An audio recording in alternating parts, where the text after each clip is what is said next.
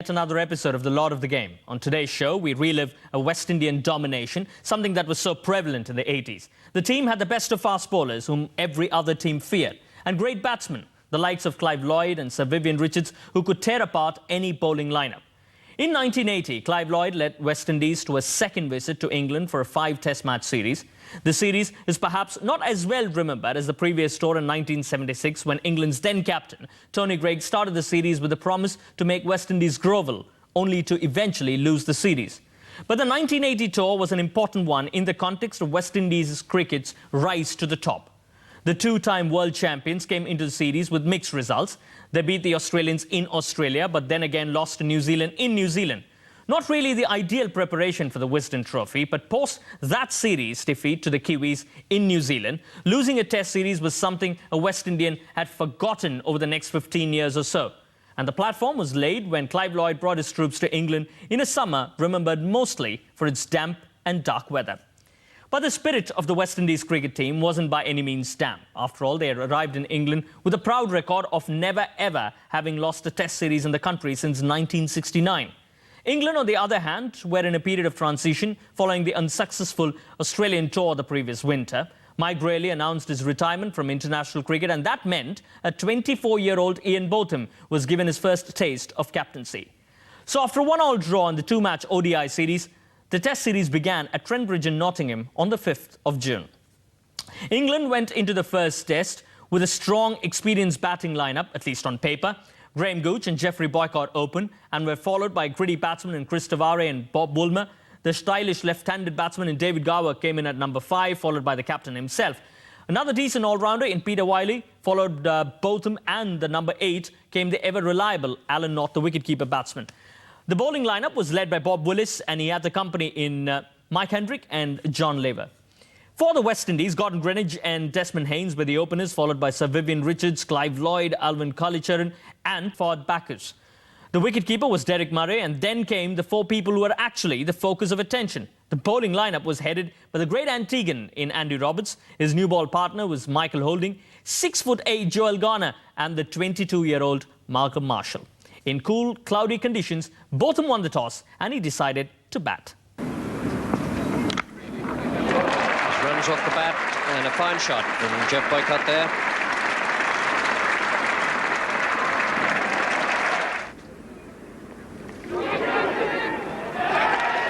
And he's gone. The first wicket down. He tried very hard to get bat and gloves away from that.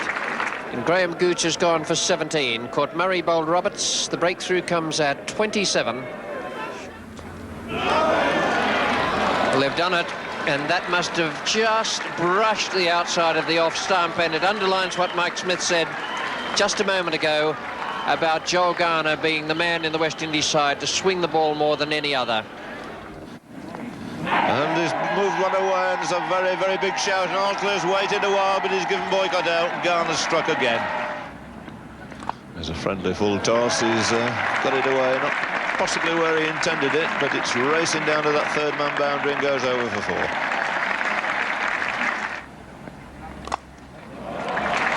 Oh, that's a great-looking stroke in the end.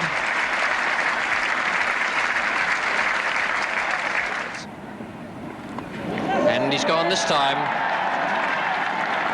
Gordon Greenidge has caught Gower, and that's a good bowling change by Richards.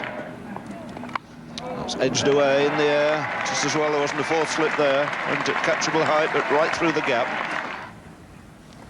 In the air. And right over.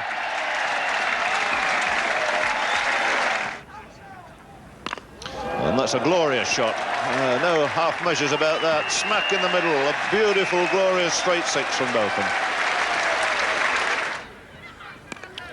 And that's it. He's done it again. Make 2 out of it very easily and goes on to 51. And Ian Botham continues this tremendous run of success. And he's beautifully caught this time. It's a Somerset combination. Botham goes, caught by Richards in the gully, off the bowling of Garner. He's got it through this time. That's a lovely shot from Woolmer.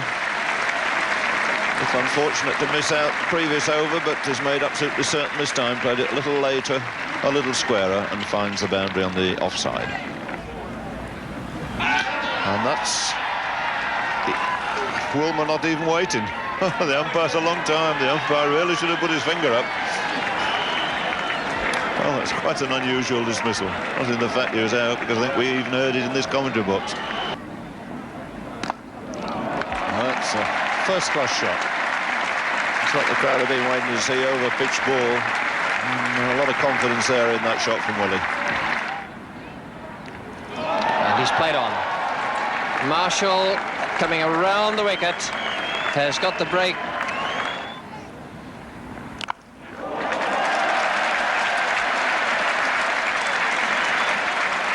That's not far short of the shot of the day. Both them six was a beauty, but that was the stroke of a real batsman. A delightful militant little flurry at the end there from John Lever to be 14 not out. Alan Knott 6 not out, 243 for 7 at the end of Michael Marshall's over, with Lever beaten from that last delivery. The West Indians, Roberts 3 for 56 and Garner 3 for 44, with Marshall coming in for that one wicket, costing him 52 runs. So at the end of day one, the scorecard read 243 for the loss of 7 wickets. The top 7 English batsmen all got starts, but only Botham managed to score in excess of 50. Andy Roberts and Joel Garner doing the maximum damage, picking up 3 wickets apiece. We now head into our first break right here, but when we come back, we take a look at West Indies' response to England's first innings. Stay tuned, we shall be right back. Times he's taken 5 wickets in a test match, and that must be pretty close. He's out LBW. It didn't get very high, and Alan Knott going back. I think there's little doubt at all there in Oslier's mind. Very confident shout, so that's a pretty blow for England. And it's all over. Bright, brief, and pretty cheery from Bob Willis. 3 balls he lasted, he made 8. And that gives Andy Roberts 5 wickets in this test match. That sliced away. It's beautifully caught by Richards, so casually at third slip. Holding finally breaks this last wicket stand, takes his first wicket. Lever goes, caught Richards, bowled Holding. And England finally dismissed here for 263. So those last 3 wickets this morning, adding just 20 runs. A triumph for the West Indian bowlers. Andy Roberts, 25 overs, 7 maidens, 5 for 72. He's a great fast bowler, and he showed here today why he holds that rating. Gower, caught. Haynes caught Gower, bowled Willis.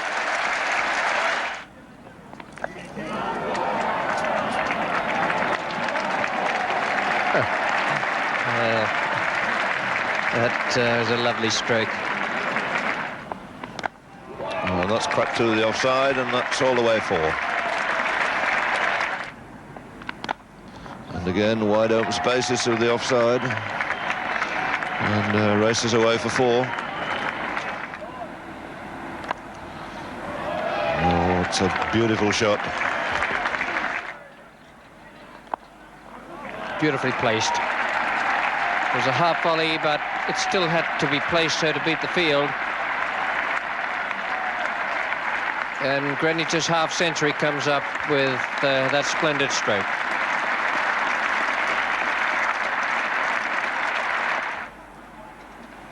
And it's another beauty, and it's moved away, and Greenwich has gone.